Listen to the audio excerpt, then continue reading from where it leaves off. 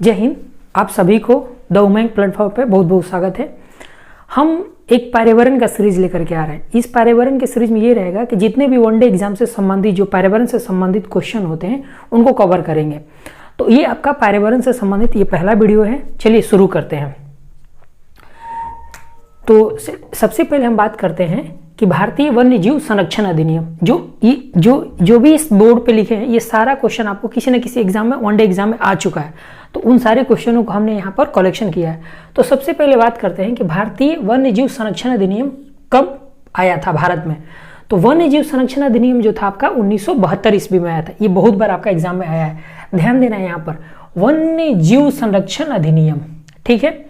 उसके बाद हम आपको बताते हैं कि वन्य जीव संरक्षण अधिनियम के बाद नेक्स्ट पढ़ेंगे वन्य संरक्षण अधिनियम। सबसे पहले हम लोग ने वन्य जीव संरक्षण अधिनियम बनाया, तो वो था आपका 1972। फिर वन्य संरक्षण अधिनियम, तो वन्य संरक्षण अधिनियम हो गया आपका 1980, ठीक। फिर जब हम लोग वन को संरक्षण कर लिए तो पता चला कि यार वन्य जीव, वन, इन दोनों को संरक्षण करने के बाद हम लोग को पर्यावरण को भी संरक्षण करना पड़ेगा। तो पर्यावरण का मतलब उसमें पूरा चीज आ जाएगा। तो पर्यावरण संरक्षण अधिनियम है आपका 1986। ये जो तीनों क्वेश्चन पढ़े एक दूसरे से इंटरकनेक्टेड है। देखिए एक बार और देख लेते हैं। सबसे पहले वन्य जीव, तो वन्य जीव है आपका संरक्षण अधिनियम 1972। फिर उसके बाद वन, वन्य जीव तो बचा लिए, तो वन्य जीव तभी बचेगा जब आपका वन बचेगा। तो वन्य संरक्षण अधिनियम जो हुआ 1980। तो वन्य तभी बचेगा जब पर्यावरण बचेगा। तो पर्यावरण संरक्षण अधिनियम हो गया 1986। तो 1972, 1980, 1986। चलिए ये तीनों हो गया। फिर अब यहाँ पे देखते हैं सेकंड नंबर पॉइंट, पहली बार पर्यावरण दिवस कब मनाया गया था। ये आपका एग्जाम में आ चुका है। तो 5 जून 1973 को पहली बार पर्यावरण दिवस मनाया गया था। और ऐसे भी आपको पता होगा कि पर्यावरण दिवस कब मनाते हैं, तो 5 जून को, और पहली बार सबसे पहले 1973 ईस्वी में मना था। चलिए आगे बढ़ते हैं। भारत में नई वन नीति कब लागू किया गया था। तो जो सबसे पहले भारत में आज़ादी के बाद सबसे पहला बार वन जो नीति आया था वो 1952 में आया था, 1952 में आया था। पहला वन नीति आया था आपका 1952 में। फिर इसी में कुछ रिफॉर्म, इसी में कुछ चेंज किया गया और वो आपका हो गया 1988। तो डायरेक्ट क्वेश्चन में खोल करके पूछता है कि नई वन नीति कब आया था। तो नई वन नीति मारेंगे 1988 में, और पहली बार पूछ देगा तो 1952। ये दोनों एक दूसरे से इंटरकनेक्टेड है। चलिए आगे बढ़ते हैं अब हम लोग। प्रोजेक्ट टाइगर, बाघ को बचाने के लिए प्रोजेक्ट टाइगर की शुरुआत किया गया, और ये है आपका 1973। तो प्रोजेक्ट टाइगर की शुरुआत कब किया गया है आपका 1973 में। अब आगे बढ़ते हैं। प्रोजेक्ट हाथी, ये दोनों क्वेश्चन आते हैं आपका। तो प्रोजेक्ट हाथी है आपका 1992। तो प्रोजेक्ट टाइगर 1973 हो गया और प्रोजेक्ट हाथी 1992। चलिए नेक्स्ट क्वेश्चन है आपका मॉन्ट्रियल प्रोटोकॉल। मॉन्ट्रियल प्रोटोकॉल समझते हैं। सबसे पहले किससे संबंधित, प्रोटोकॉल का मतलब एक नियम कानून होता है जो किसी खास मुद्दे पर बनाया जाता है। तो जो मॉन्ट्रियल एक शहर नाम है, जैसे हमारे भारत में देखिएगा तो न्यू दिल्ली है, चेन्नई है, बेंगलोर, उसी तरह से एक मॉन्ट्रियल शहर है जो कि कनाडा में स्थित है। तो कनाडा के मॉन्ट्रियल शहर में एक बैठक हुआ था, वहाँ पर सभी देशों के राष्ट्राध्यक्ष पहुंचे थे, और वहाँ पर ओजोन संरक्षण, ओजोन से संबंधित एक बताया गया, मतलब कि एक रिजोल्यूशन पास किया गया कि ओजोन परत को कैसे बचाया जाए। और आपको पता होना चाहिए कि जो ओजोन परत है, सूर्य से आने वाली जो पराबैंगनी किरणें होती है वो उसको रोकता है, जिससे मतलब कि हमारे धरती पर के पराबैंगनी किरण जब आएगा तो लोगों में त्वचा कैंसर, बहुत सारे ऐसे चीज होते हैं जिससे बचने के लिए ओजोन परत बहुत जरूरी है। तो उसी ओजोन परत को बचाने के लिए आपका मॉन्ट्रियल प्रोटोकॉल हुआ था, जो कि 1987 ईस्वी में। तो सबसे पहला क्वेश्चन ये भी पूछता है कि मॉन्ट्रियल जो है किस देश में स्थित है, तो कनाडा में। कब हुआ था, तो 1987 में। और मॉन्ट्रियल प्रोटोकॉल का संबंध किस चीज से है, तो ओजोन संरक्षण से संबंधित है। मतलब यहाँ से ये 4 क्वेश्चन हमेशा पूछे जाते हैं। अब हम आगे बात करते हैं।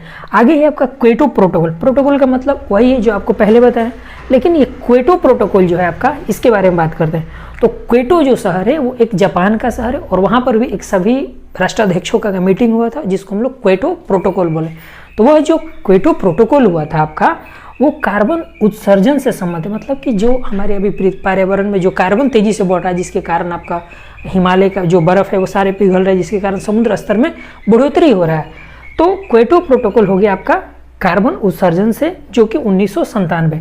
देखिएगा, ध्यान दीजिएगा, मॉन्ट्रियल प्रोटोकॉल 1987 और क्योटो प्रोटोकॉल 1997, ठीक है ना। दोनों में 10 वर्षों का नेट अंतर है, ठीक है। तो रटना नहीं, समझना, 1987 और 1997।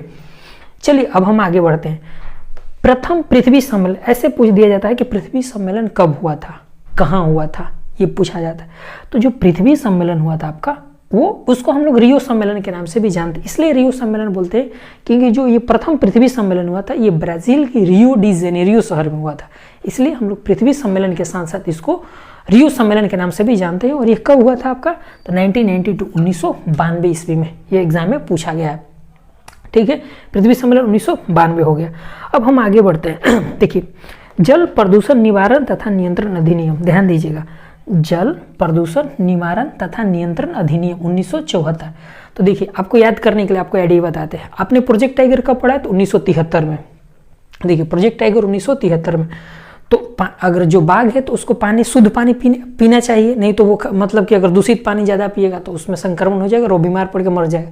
तो फिर प्रोजेक्ट टाइगर का कोई मतलब ही नहीं रहेगा। तो जल प्रदूषण निवारण तथा नियंत्रण अधिनियम आया था 1974 में। 73 में प्रोजेक्ट टाइगर और 74 में आपका जल प्रदूषण निवारण अधिनियम। ठीक है ना, मतलब कि जल को प्रदूषण होने से बचाने के लिए। तो ये 1974, ये सिर्फ एक स्टोरी है, ये कोई रियलिटी नहीं है, आपको याद करने के लिए बताया गया है कि 74 में आपका जल प्रदूषण निवारण अधिनियम। अब आगे पढ़ते हैं, केंद्रीय गंगा प्राधिकरण का स्थापना कब हुआ था, ये क्वेश्चन आया है आपका। केंद्रीय गंगा प्राधिकरण का स्थापना 1985। आप देखते होंगे कि आए दिनों आजकल चर्चा में रहता है कि गंगा नदी को स्वच्छ कैसे किया जाए। बहुत सारे जो अभी वर्तमान में गवर्नमेंट है, बहुत सारे करोड़ों रुपए इसमें इन्वेस्ट करती है कि किस तरह से कि गंगा नदी का साफ सफाई किया जाए। तो वो पैसा किसको दिया जाता है, तो वो पैसा जो होता है केंद्रीय गंगा प्राधिकरण को दिया जाता है और वही लोग अपने देखरेख में गंगा का साफ सफाई कराते हैं।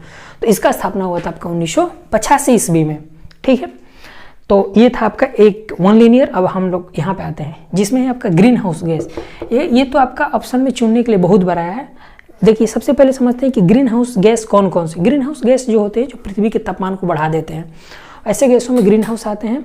तो ग्रीन हाउस में आपका पहला जो है आपका, उसमें जल वाष्प, दूसरा है आपका CO2 मतलब कार्बन डाइऑक्साइड, तीसरा है आपका CH4 methane gas, O3 ozone और नाइट्रस ऑक्साइड दे दिए। ये जो होता है ना नाइट्रस ऑक्साइड, आदमी फंस जाता है बहुत बार कि आदमी सोचता है कि नाइट्रस ऑक्साइड जो है वो ग्रीन हाउस गैस नहीं है, लेकिन जबकि nitrous oxide green house gas है। फिर क्लोरोफ्लोरोकार्बन, ध्यान से देख लीजिए, 1 2 3 4 5 6, यहाँ पर 6 लिखे हुए हैं। और एग्जाम में कैसे पूछा जाता है कि निम्नलिखित में से कौन सा ग्रीन हाउस गैस नहीं है, ऐसे दिए, मतलब 3 उसमें से होगा और एक दूसरा गैस का नाम दे दिया जाएगा।